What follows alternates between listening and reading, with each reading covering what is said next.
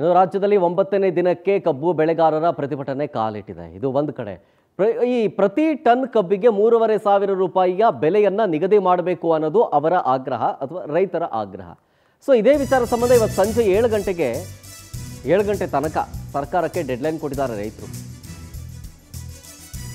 ನಿನ್ನೆ MB ಪಾಟೀಲ್ರು ಕೂಡ ಧ್ವನಿಗೂಡಿಸಿ ನಾವು ಕ್ಯಾಬಿನೆಟ್ ಮೀಟಿಂಗ್ನಲ್ಲಿ ಇದ್ರ ಬಗ್ಗೆ ಚರ್ಚೆ ಮಾಡ್ತೀವಿ ಅಂದರು. ಆದರೆ ಏನೂ ಅಪ್ಡೇಟ್ ಇಲ್ಲ, ಅದ್ರ ಬಗ್ಗೆ ನಿರ್ಧಾರಕ್ಕಂತೂ ಬರಲಿಲ್ಲ. ಸೊ ಹಾಗಾಗಿ ಇವತ್ತು ಸಂಜೆ 7 ಗಂಟೆ ತನಕ ಡೆಡ್ಲೈನ್. ಕಬ್ಬಿನ ಜ್ವಾಲೆಯಿಂದ ಸಿದ್ದು ಸರ್ಕಾರ ಎಚ್ಚೆತ್ತುಕೊಂಡಂತೆ ಕಾಣಿಸ್ತಾ ಇದೆ. 11 ಗಂಟೆಗೆ ಸಕ್ಕರೆ ಫ್ಯಾಕ್ಟರಿಗಳ ಮಾಲೀಕರ ಜೊತೆ ಮೀಟಿಂಗ್ ಇದೆ. 82 ಸಕ್ಕರೆ ಕಾರ್ಖಾನೆಗಳ ಮಾಲೀಕರನ್ನ ಇನ್ವೈಟ್ ಮಾಡಿದ್ದಾರೆ ಸಿಎಂ. ಅದಾದಮೇಲೆ ಮಧ್ಯಾಹ್ನ 1 ಗಂಟೆಗೆ ರೈತ ಮುಖಂಡರ ಜೊತೆಗೆ ಸಭೆ ಮಾಡ್ತಾ ಇದ್ದಾರೆ. 42 ರೈತ ಮುಖಂಡರಿಗೆ ಆಹ್ವಾನವನ್ನು ಕೊಟ್ಟಿದ್ದಾರೆ ರಾಜ್ಯ ಸರ್ಕಾರದಿಂದ. ಸೊ ಈ ಕಬ್ಬಿನ ಸಮಸ್ಯೆಗೆ ಮದ್ದು ಅರಿಯೋದಕ್ಕೆ ಈ ಮೀಟಿಂಗ ಮುಂದಾದರ ಸಿಎಂ ಸಿದ್ದರಾಮಯ್ಯನವರು. ರೈತರ ಆ ಒಂದು ಡೆಡ್ಲೈನ್ ಇವತ್ತು ಸಂಜೆ 7 ಗಂಟೆ, ಜೊತೆಗೆ ಆ ಒಂದು ಪ್ರತಿಭಟನೆ ಹೋರಾಟಕ್ಕೆ ಕಡೆಗೂ ಎಚ್ಚೆತ್ತುಕೊಂಡಂತಹ ರಾಜ್ಯ ಸರ್ಕಾರ ಈಗ ಮೀಟಿಂಗನ್ನು ಆಯೋಜನೆ ಮಾಡಿದ್ದಾರೆ.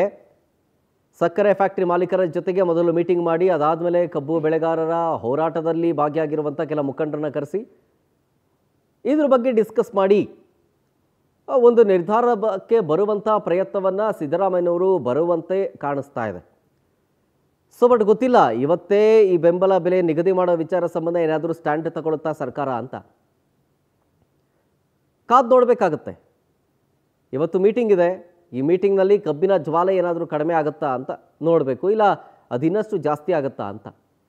ಸೊ ಫಸ್ಟ್ ಬಂದು 11 ಗಂಟೆ ಅಷ್ಟೊತ್ತಿಗೆ, ಇನ್ನು 1 ಅವರಲ್ಲಿ ಸಕ್ಕರೆ ಫ್ಯಾಕ್ಟ್ರಿಗಳ ಮಾಲೀಕರ ಜೊತೆಗೆ ಸುಮಾರು 82 ಸಕ್ಕರೆ ಕಾರ್ಖಾನೆಗಳ ಮಾಲೀಕರ ಜೊತೆಗೆ ಮೀಟಿಂಗ್ ಮಾಡ್ತಾರೆ ಸಿಎಂ ಸಿದ್ದರಾಮಯ್ಯನವರು.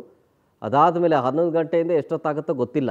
ಆ ಮೀಟಿಂಗ್ ಆದಮೇಲೆ ಮಧ್ಯಾಹ್ನ 1 ಗಂಟೆಗೆ ಇನ್ನೊಂದು ಮೀಟಿಂಗ್ ಇದೆ ರೈತ ಮುಖಂಡರುಗಳ ಜೊತೆಗೆ. ಸುಮಾರು 42 ರೈತ ಮುಖಂಡರು ಭಾಗಿಯಾಗ್ತಾರೆ ಈ ಮೀಟಿಂಗ್ನಲ್ಲಿ.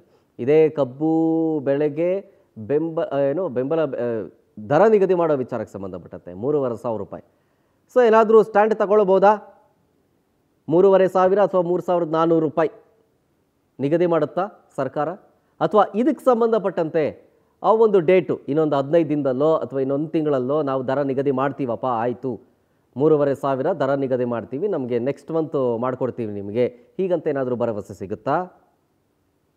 ಅಥವಾ ಈ ಕ್ಷಣದಿಂದಲೇ ಇಂಪ್ಲಿಮೆಂಟ್ ಆಗೋ ಥರ ಮಾಡ್ತಾರಾ? ಅಥವಾ ಮುಂಬರುವಂಥ ಕೆಲ ದಿನಗಳಲ್ಲಿ, ಅಂದರೆ ಇನ್ನೊಂದು 2-3 ತಿಂಗಳಲ್ಲಿ ಬಜೆಟ್ ಏನಾದರೂ ಮಾಡುವಂಥ ಸಂದರ್ಭದಲ್ಲಿ ನೆಕ್ಸ್ಟ್ ಇಯರು ಆಗ ಮಾಡಿಕೊಡ್ತೀವಿ ಅಂತ ಹೇಳ್ತಾರಾ? ಗೊತ್ತಿಲ್ಲ. ಬಟ್ ಎಲ್ಲವೂ ನಿಂತಿರೋದು ಇವತ್ತಿನ ಮೀಟಿಂಗ್ನಲ್ಲಿ. ಆ ಮೀಟಿಂಗ್ನಲ್ಲಿ ಏನು ಚರ್ಚೆ ಆಗುತ್ತೆ ಇನ್ನಷ್ಟು ಡೀಟೇಲ್ಸ್ ಕೊಡ್ತಾರೆ ನಮ್ಮ ಪ್ರತಿನಿಧಿ ರೂಪೇಶ್ ಬೈಂದೂರು ಲೈನ್ನಲ್ಲಿ. ರೂಪೇಶ್, ಇವತ್ತು ಒಂದು ಕಡೆ ಸಕ್ಕರೆ ಕಾರ್ಖಾನೆಗಳ ಮಾಲೀಕರ ಜೊತೆಗೆ ಒಂದು ಮೀಟಿಂಗು ಸಪ್ರೇಟ್ ಆಗಿ, ಅದಾದಮೇಲೆ ರೈತ ಮುಖಂಡರುಗಳ ಜೊತೆಗೆ ಮೀಟಿಂಗು. ಸೊ ಈ ಮೀಟಿಂಗ್ನಿಂದ ಏನಾದರೂ ಸರ್ಕಾರದ ಸ್ಟ್ಯಾಂಡ್ ಅಥವಾ ನಿರ್ಧಾರ ಹೊರಗೆ ಬರ್ಬೋದಾ ಇವತ್ತೇನೆ? ಶರತ್, ಸರ್ಕಾರ ಒಂದು ಸ್ಟ್ಯಾಂಡ್ ಅನ್ನ ತೋರ್ಪಡಿಸ್ತಾ ಇದೆ. ಯಾಕಂತ ಹೇಳಿ ಸರ್ಕಾರ ತಾನೇ ಬಗೆಹರಿಸ್ತೇನೆ ಅಂತ ಹೇಳೋದಿಲ್ಲ, ತಾನು ಮೀಡಿಯೇಟರ್ ಆಗ್ತೀನಿ ಅಂತ ಮಾತ್ರ ಈಗ ಸದ್ಯದ ಮಟ್ಟಿಗೆ ವಹಿಸ್ಕೊಂಡಿದೆ. ಯಾಕಂತ ಹೇಳಿದ್ರೆ FRP ದರ ನಿಗದಿ ಮಾಡೋದೆಲ್ಲವೂ ಕೂಡ ಕೇಂದ್ರ ಸರ್ಕಾರದ ವ್ಯಾಪ್ತಿಗೆ ಬರುತ್ತೆ. ಕೇಂದ್ರ ಸರ್ಕಾರನ ಇದಕ್ಕೆ ಸಂಬಂಧಪಟ್ಟಂತೆ ಒಂದು ನಿರ್ಧಾರವನ್ನು ತೆಗೆದುಕೊಳ್ಬೇಕಾಗತ್ತೆ. ಹೀಗಾಗಿ ನಾವು ತೆಗೆದುಕೊಳ್ಳಕ್ ಬರೋದಿಲ್ಲ ಅಂತೇಳಿ ವಾದವನ್ನ ಮಂಡನೆ ಮಾಡ್ತಾ ಇದೆ. ಹೀಗಾಗಿ ನಾವು ಏನ್ ಮಾಡಬಹುದು ಅಂತ ಹೇಳಿದ್ರೆ ಮಾತುಕತೆ ಮೂಲಕವೇ ಬಗೆಹರಿಸುವಂತ ಪ್ರಯತ್ನ ಮಾಡಬಹುದು. ಕಾರ್ಖಾನೆಗಳನ್ನು ಕರೆದು ಇಷ್ಟುವರೆಗೆ ನಿರ್ಧಾರ ಆಗಿದೆಯಲ್ಲ 3,200 ರೂಪಾಯಿನ ಅಥವಾ 3,100 ರೂಪಾಯಿನ, ಅದು without transport and harvesting charges, ಇದನ್ನು ಹೊರತುಪಡಿಸಿ 3,100 ರೂಪಾಯಿಯನ್ನು ಕೊಡ್ಲಿಕ್ಕೆ ಹೇಳಿದ್ವಲ್ಲ, ಅದನ್ನು ಕೊಡಿಸುವಂತ ಪ್ರಯತ್ನ ಮಾಡಬಹುದು. ಈಗ ಟ್ರಾನ್ಸ್ಪೋರ್ಟೇಷನ್ ಸೇರಿದ್ರೆ ಒಟ್ಟು 800 ರೂಪಾಯಿ 900 ರೂಪಾಯಿ ಸೇರಿದ್ರೆ ಅದೀಗ 1,700-800 ರೂಪಾಯಿ ಆಗ್ಬಿಡು, 3,700-800 ರೂಪಾಯಿ ಆಗುತ್ತೆ. ಅಷ್ಟು ಪ್ರಮಾಣದಲ್ಲಿ ನಾವು ಈಗ ಕೊಡಿಸುವಂತಕ್ಕೆ ಬದ್ಧರಾಗಿದ್ದೇವೆ. ಹೀಗಾಗಿ ಬೆಳಗಾವಿ DC ಕೂಡ ಅದನ್ನು ಹೇಳಿದ್ದಾರೆ, 3,200 ರೂಪಾಯಿ ಒಳ್ಳೆ ರಿಕವರ್ ರೇಟ್ ಬರುವಂತಹ ಕಬ್ಬಿಗೆ ನಾವು ಹೆಚ್ಚು ಬೆಲೆಯನ್ನೇ ಕೊಟ್ಟು ಹೇಳ್ತಾ ಇದ್ದೇವೆ ಅಂತೇಳಿ ಹೇಳೋಕೆ ಪ್ರಯತ್ನವನ್ನು ಸರ್ಕಾರ ಮಾಡ್ತಾ ಇದೆ. ಹೀಗಾಗಿ ಇವತ್ತಿನ ಸಭೆಗೆ ಕೇಂದ್ರ ಸಚಿವರಿಗೂ ಕೂಡ ಆಹ್ವಾನವನ್ನು ಕೊಡಲಾಗಿದೆ. ರಾಜ್ಯದ ಎಲ್ಲ MP ಗಳು ಮತ್ತೆ ರಾಜ್ಯಸಭಾ ಸದಸ್ಯರಿಗೂ ಕೂಡ ಈ ಒಂದು ಆಹ್ವಾನವನ್ನು ಕೊಡಲಾಗಿದೆ.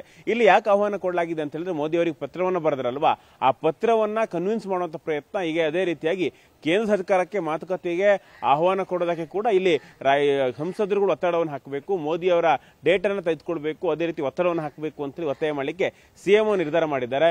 ಇವತ್ತಿನ ಸಭೆಯಲ್ಲಿ ಕಾರ್ಖಾನೆಗಳ ಸಮಸ್ಯೆ ಏನಿದೆ ಅದನ್ನು ಕೂಡ ಕೇಳ್ತಾರೆ. ಕಾರ್ಖಾನೆಗಳು ಏನೇನು ಮಾಡಬಹುದು ರೈತರಿಗೆ ಫೇವರ್ ಆಗಿ, ಸರ್ಕಾರ ಯಾವ ರೀತಿ ನಿರ್ಧಾರ ಹೇಳುತ್ತೆ, ಸರ್ಕಾರ ಯಾವ ಸೂಚನೆ ಕೊಡುತ್ತೆ ಅದನ್ನ ಪಾಲಿಸಬೇಕು ಅಂತೇಳಿ ಕಾರ್ಖಾನೆಗಳ ಮಾಲೀಕರಿಗೆ ಹೇಳಬಹುದು. ಅದೇ ರೀತಿಯಾಗಿ ಅದಾದ ಬಳಿಕ ರೈತ ಮುಖಂಡಗಳ ಕೂಡ ಸಭೆಯನ್ನ CM ಮಾಡ್ತಾರೆ, ರೈತರನ್ನು ಕನ್ವಿನ್ಸ್ ಮಾಡುವಂತ ಪ್ರಯತ್ನ ಮಾಡ್ತಾರೆ. ಇವತ್ತೊಂದು ತಾರ್ಕಿಕವಾಗಿ ಅಂತ್ಯ ಆಗಬಹುದು. ಅದಾದ ಬಳಿಕ ಹೋಗಿ ಕೇಂದ್ರ ಸರ್ಕಾರ ಏನೇನು ನಿರ್ಧಾರ ತೆಗೆದುಕೊಳ್ಳುತ್ತೆ ಅದನ್ನ ಕೇಂದ್ರ ಜೊತೆ ಚರ್ಚೆ ಮಾಡ್ತೀನಿ ಅಂತ ಹೇಳ್ಬಹುದು. ಸದ್ಯದ ಮಟ್ಟಿಗೆ ಒಂದು ಹೋರಾಟಕ್ಕೆ ಒಂದು ಫುಲ್ ಸ್ಟಾಪ್ ಅಥವಾ ಒಂದು ರೈತರಿಗೆ ಸಮಾಧಾನಕರವಾಗಿರತಕ್ಕಂಥ ಒಂದು ಭರವಸೆಯನ್ನ ಸಿಎಂ ಅವರು ಇವತ್ತು ಕೊಡೋರಿದ್ದಾರೆ ಅಂತ ಹೇಳಲಾಗ್ತಾ ಇದೆ. Sharath. Okay, thank you Rupesh ಡೀಟೇಲ್ಸ್ಗಾಗಿ.